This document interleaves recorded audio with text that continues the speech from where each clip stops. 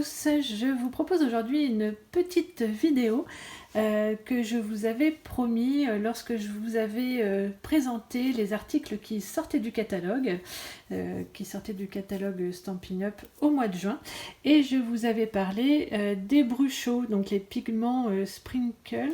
Alors je parle pas super bien l'anglais donc j'ai pas un accent terrible. Ce sont en fait ces petits pigments.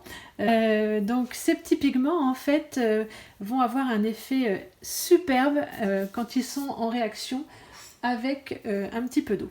Donc je vais vous montrer aujourd'hui comment utiliser ces pigments avec le nouveau set de tampons Hornet Steel et notamment ce grand tampon de fond. Donc pour utiliser ces pigments, on va prendre un papier aquarellable et je vous montre tout de suite ce qu'on va faire ensemble. C'est parti! Je vais d'abord ancrer mon dessin avec de la Versamark. Donc puisque je vais embosser en fait mon dessin avec de la poudre transparente, et en fait avec les pigments, quand on va venir colorer notre page, eh bien le tamponnage va ressortir à la fin. Donc pour ça, je vais utiliser le Stamparatus. Voilà, je vais venir maintenir mon motif, mon papier. Hop, donc je positionne mon motif. Alors je vais peut-être le mettre comme ça. Voilà. Et là, je viens appliquer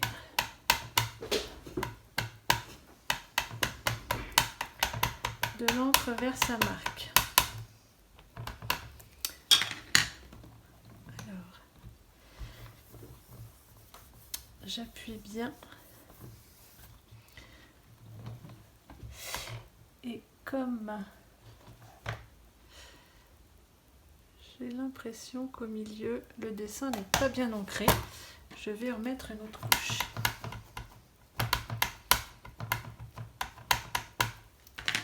Alors vous ne devez pas voir la caméra, mais en fait c'est vrai que ça brille légèrement là où c'est ancré, puisque c'est un peu de la colle.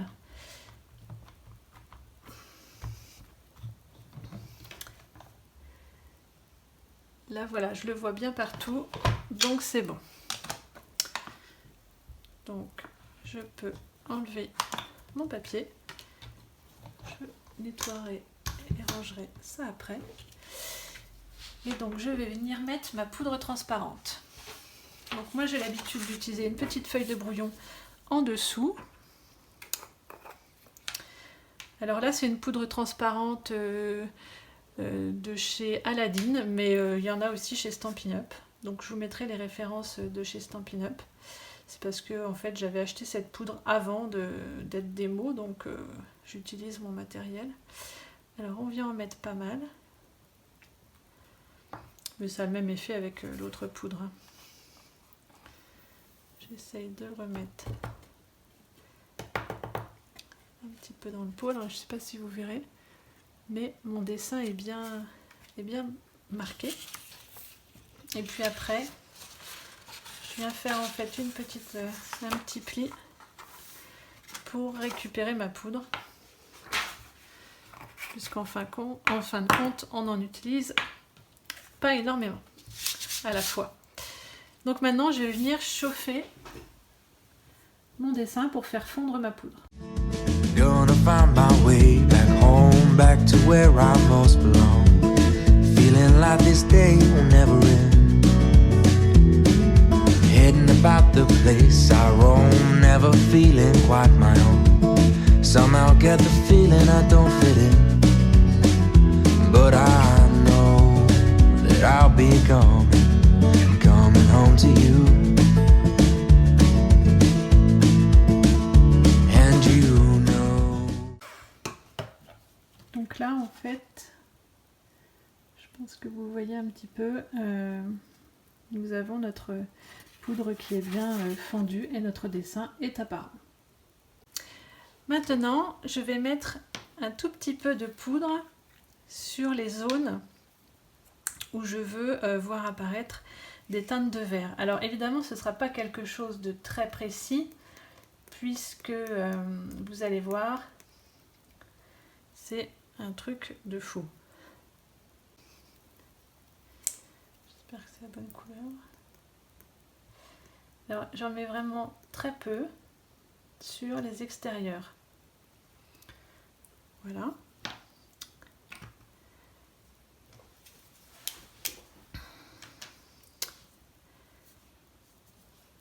Je vais mettre des teintes. Alors c'était Melon Mambo sur les fleurs du centre. Ça va être un petit peu compliqué d'être précis, mais justement c'est ce qui va faire le charme de la technique.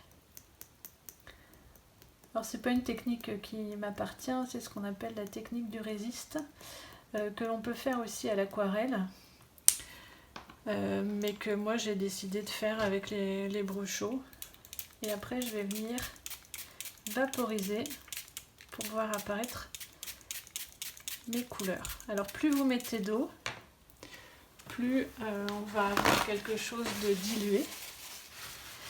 Alors ce que je voudrais, moi, c'est d'être très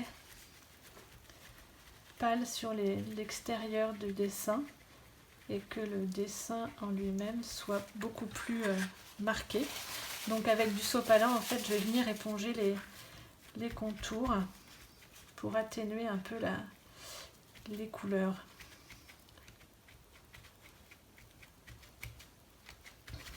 Voilà. Et après, donc avec un pinceau aquarelle, je peux venir, si je le souhaite, étaler un peu plus sur les parties des fleurs, par exemple. Alors là, il y a un peu beaucoup de... Hop.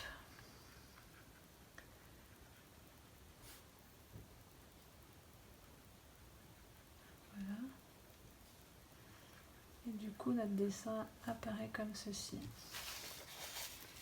That I'll be driving home to you.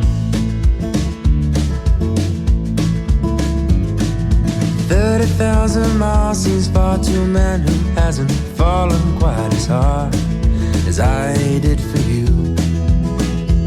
But it seems with every step I make was a road that I was bound to take for a journey to wind up here with you, my home sweet home.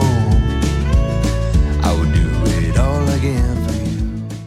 Alors c'est vraiment super génial, c'est qu'avec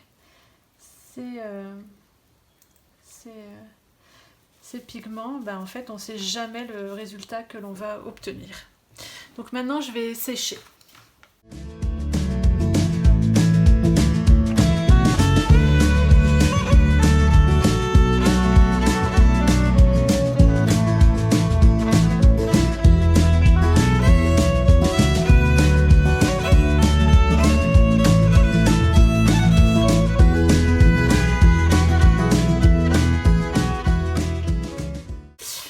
Je me suis pris une base de cartes Mélodie de mangue qui est une des couleurs que j'ai utilisées, parce que j'ai utilisé Mélodie de mangue, Grenouille guillerette et Melon Mambo.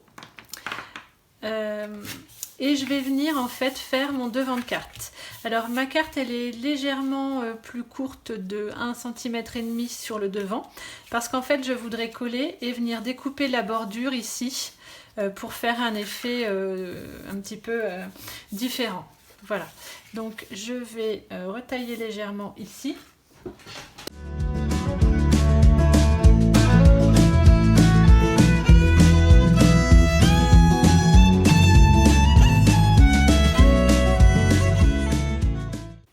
Voilà, et puis je vais venir mesurer la partie qu'il faut que je coupe sur le côté ici. Alors, allez.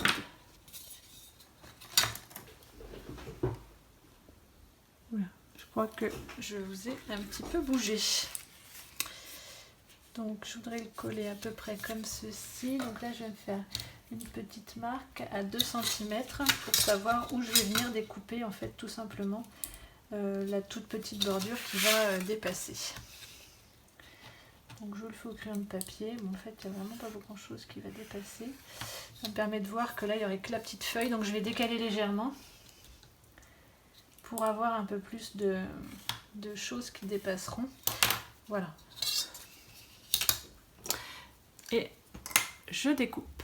Donc je viens découper sur le bord de... Je vais peut-être même découper toute cette partie-là.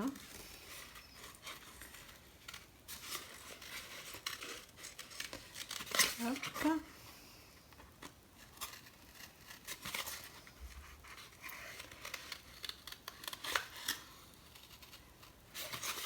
Voilà.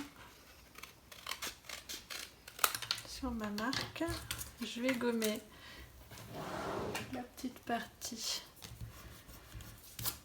qui dépasse ici. Voilà. Et je vais venir coller en bordure de carte ma carte. Par contre ici je trouve que c'est... finalement ça fait à peu près le même espace ici et ici, donc ça fait une... On a l'impression que le truc est centré et en fait quand on l'ouvre, en fait il est un petit peu différent. Ça permet de faire un petit changement.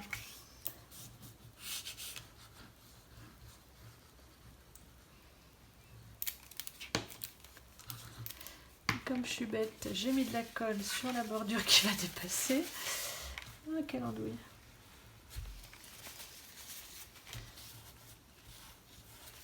Donc ne pas mettre de la colle sur la partie qui va dépasser de la carte. C'est toujours mieux. Je vais mettre ma carte comme ça pour la coller vraiment en bord à bord. Ici et ici. Voilà. Je viens bien appuyer comme ça.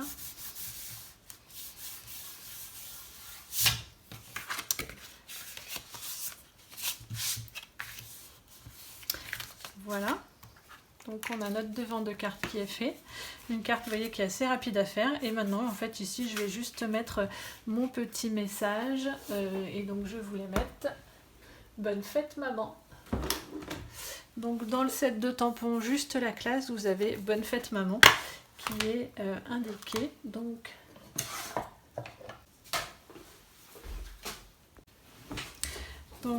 j'ai pris une petite chute de papier blanc pour venir tamponner mon message parce que lorsqu'on tamponne sur le papier aquarelle, c'est pas très facile à ancrer. Donc je préfère assurer le coup avec un papier murmure blanc classique. Donc je vais venir comme ça. En noir tout simplement. Alors j'aurais bien aimé voir s'il rentre dans cette perforatrice. Parce que je trouve que c'est fait. Voilà, c'est parfait. Donc je centre mon message comme ceci. Et voici une petite bannière. Étiquette toute simple à faire. Si je le souhaite, je peux même mettre un petit peu de ruban pour faire le côté plus féminin.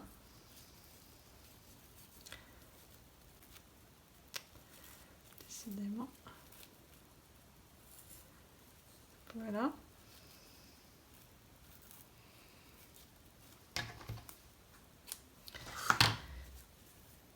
Donc, je vais peut-être même le faire un chouïa plus petit. Faire un petit nœud comme ça en dessous. Alors, je vais mettre ma petite bannière avec des mousses 3D. Et je vais venir coller mon petit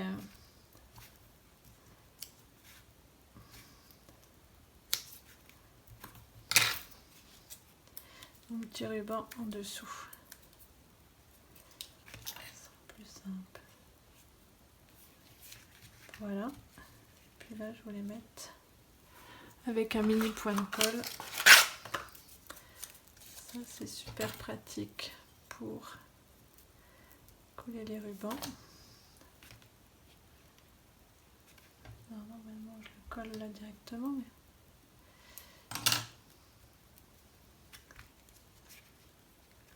qu'est-ce qui se passe avec ce ruban là? Voilà, et puis il ne me reste plus qu'à couper mon petit ruban pour avoir petite finition féminine. Et voici une petite carte toute simple, mais qui a un effet très waouh, comme on dit.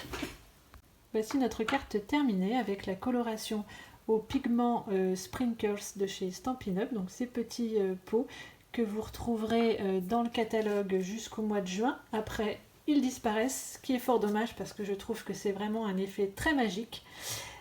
Donc la petite carte pour la fête des mères que je vous proposais aujourd'hui.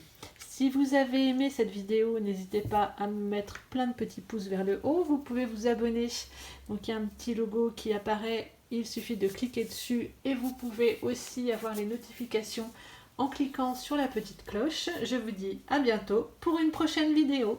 Merci, bye.